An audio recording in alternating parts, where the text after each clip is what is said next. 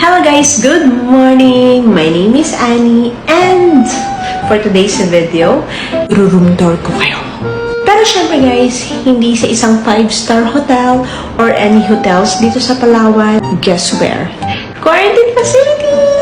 I'm sure marami sa inyo curious. Actually, marami nagtatanong sa amin, ano nga bang itsura ng facility quarantine dito sa Palawan and ano yung mga dapat na expect, ganyan. Sa mga hindi pa nakaka-experience, sa mga hindi pa naka-quarantine or hindi pa nagkakaroon ng COVID. So, curious sila, ano nga bang itsura dito. Pero huwag kayo masyado curious, baka naman nagpa-COVID kayo para lang mapuntahan to. So, char! So, bibigyan ko na lang kayo ng tour para at least meron kayong idea kung anong meron dito sa quarantine facility natin. Okay? But before that, konting story time po muna. So, ika-5th day ko na po dito sa quarantine facility. Hindi lang ako nakapag-video ng mga 1st to 4th day ko kasi masama po ang pakiramdam ko sa mga araw na yun. But now, medyo okay na rin po ako ngayon. So, let's go. So guys, this is the kabuoang look ng ating room. Ayan, diba? Napaka-nice. Of course, meron silang yayamaning aircon. Nandito po yung remote. Nandito yung switch sa main light. Meron isang mini table. Huwag nyo na lang pong pansinin yung laman. Magulo. Meron isang chair. So, this is my single hospital bed. Meron pong adjustan po dito sa may baba. Provide naman po sila ng isang unan. Ito po, dala ko po yan, yung isang kumot at saka isang unan.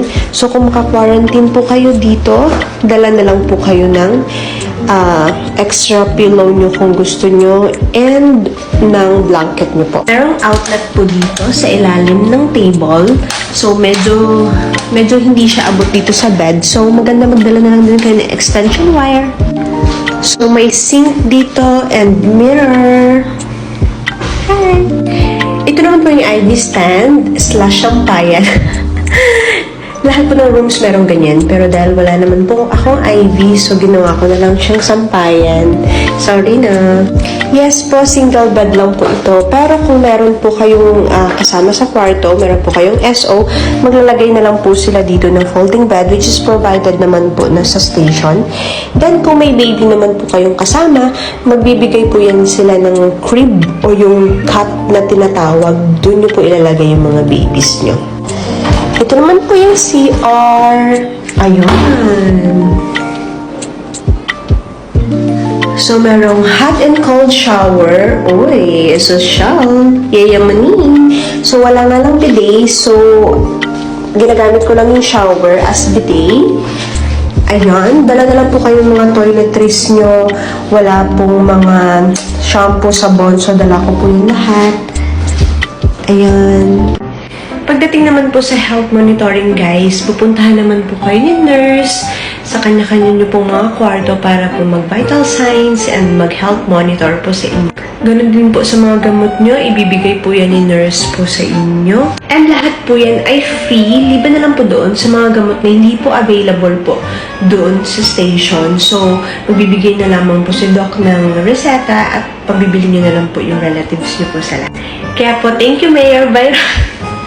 And thank you po, Doc Herrera. Sa napakagaling po namin doktor dito, si Dr. Eunice Herrera. Odra, may pa-shout out. Sino ka dyan? Baka naman! So, yung quarantine days nyo po dito ay magbe-base po sa DOH guidelines po natin. So, yun lang mamaya. And yun lamang po for today's video. Pasensya na po at medyo magulo ang room. And pasensya po at nag-expect kayo ng hotel room tour. Stay tuned lamang po kayo sa mga mini vlogs natin sa mga interesado lang. Kung hindi naman po kayo interesado, so huwag nyo na lang po panoorin. Be safe always pa rin. Be healthy. Always drink your water. Eat vegetable. Drink your vitamins. Do not forget guys, social distancing pa rin. And wear mask pa rin sa mga matataong lugar. Yun lang po. Maraming salamat. Bye!